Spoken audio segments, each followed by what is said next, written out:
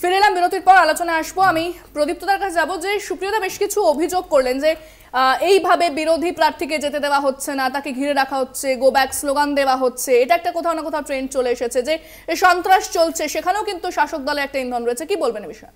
না, আসলে হারের একটা সমস্যা থাকে তো, এবং সেখান থেকে যে কোনোভাবে হোক আপকি বার 200 পারের পরে এবার 35-এর টার্গেট হয়েছে। বড্ড চাপ বেড়ে গেছে। সেই বড্ড চাপ বাড়ার জন্য এরা মিঠুন চক্রবর্তীর দল খবর দেখে না, খবর রাখে না, খবর তৈরি করে। স্বাভাবিক সেটাই হচ্ছে। ওই জন্যই দেখতে পাচ্ছে যে হার একদম নিশ্চিত হয়ে গেছে। চলো ফেলে দাও জলের মধ্যে জিনিসপত্র। হার নিশ্চিত হয়ে গেছে। যেমন আগেও দেখেছিল যে 200 পার করতে পারেনি, পঞ্চায়েতে রাস্তার টাকা আটকে দাও।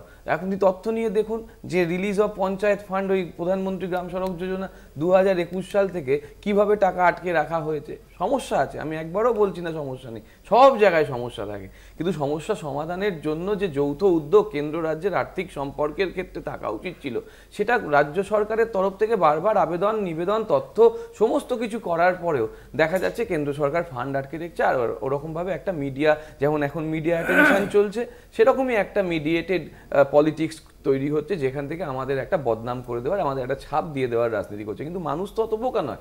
মানুষ সেই জন্য দেখা যাচ্ছে 19 সালের পরে 21 সালে, 22 সালে, 23 সালে আমাদের পাশে থেকেছে। এবারও যথেষ্ট শান্তিপূর্ণ ভোট হচ্ছে। যেমন 2021 সালে হয়েছিল, দিলীপ ঘোষ বলেছিল খুব ভালো ভোট হয়েছে, যদিও শীতলকুচি মডেল আমরা দেখেছি।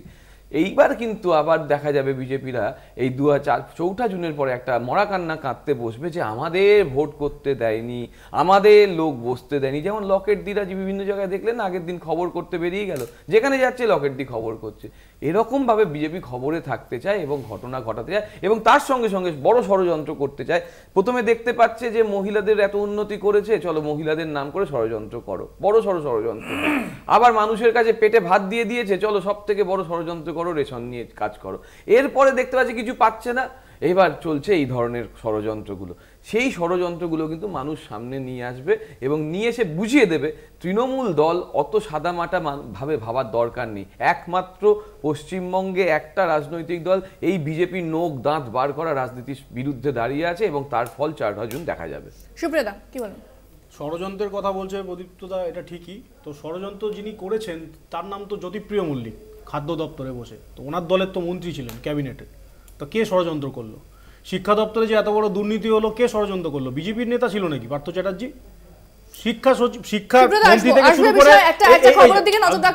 জয়নগরে মেরিগঞ্জে তৃণমূল বিজেপি সংঘর্ষ, আহত 6 জন, মাথা ফাটে তৃণমূল কর্মীর। তৃণমূলের একজনকে কুলতলি গ্রামীণ হাসপাতালে ভর্তি করা হয়েছে। মেরিগঞ্জে 40-41 নম্বর বুথের ঘটনা। বিস্তারিত কথা বলবো, ফোনে রয়েছেন প্রতিনিধি প্রিয়গোপাল মুখোপাধ্যায়। প্রিয়গোপাল, কি অভিযোগ রয়েছে এবং ঠিক কি ঘটেছিল? দেখো, তোমাকে প্রথমে বলে রাখি যে আজ সকাল থেকেই কিন্তু এই কুলতলি মেরিগঞ্জ 2 নম্বর গ্রাম পঞ্চায়েতে কিন্তু প্রথমে ইভিএম ফেলে দেওয়ার ঘটনা ঘটে। তারপরে আবার তৃণমূল ও বিজেপির সংঘর্ষ হয়।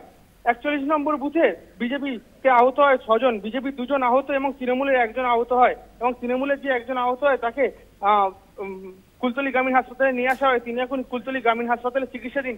ইতিমধ্যে কিন্তু প্রায় কুলতলি মেরিগঞ্জ যে এলাকা আছে সেই এলাকা কিন্তু একের পর এক ঘটনায় উত্তপ্ত হয়ে যাচ্ছে। কেন্দ্রীয় বাহিনী আরো মোতায়েন করা হচ্ছে বলে খবর।